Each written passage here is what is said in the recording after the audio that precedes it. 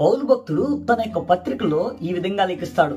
కాగా ప్రియ సహోదరులారా, ప్రభువునందు మీ ప్రయాస వ్యర్థము కాదని ఎరిగి స్థిరులను కదలని వారును ప్రభువు యొక్క కార్యముల్లోనూ ఎల్లప్పుడూ ఆసక్తులయ్యుండి అని. నిజమే ప్రియమైన దేవుని బిడ్డలారా, ప్రభు కార్యాల్లో మనం ఎప్పుడు ఆసక్తులై ఉండాలి. దేవుని యొక్క మందిరాలకి వెళ్ళాలనే ఆసక్తి, దేవుని యొక్క మందిరములో పరిచర్య చేయాలనే ఆసక్తి, ప్రభు యొక్క సువార్తను అనేక మందిని ప్రకటించి ప్రభు యొక్క మార్గంలో చేర్చి పరలోక రాజ్యంలో తీసుకువెళ్లాలనే ఆసక్తి మనకు ఉండాలి. స్థిరమైన ఆసక్తి, కదలని ఆసక్తి మనకు ఉండిన ఎడల మనము దేవుని యొద్ద నుంచి అనేకమైన ఆశీర్వాదాలు పొందుకుంటాము. అటువంటి ఆసక్తితో కూడుకున్న ప్రయాస ఎన్నటికీ వ్యర్థం కాదని పౌలు భక్తుడు చెప్తాడు. మనమందరము ప్రభు కార్యముల యందు ఆసక్తి గలవారై ఉంటూ దేవుని యొద్ద నుండి ఆశీర్వాదాలు పొందాలని మీకు ఈ మాటలో తెలియజేస్తున్నాను. ఈ యొక్క చిన్న మాటలు ప్రభు మన వినికిడిలో దీవించునుగాక.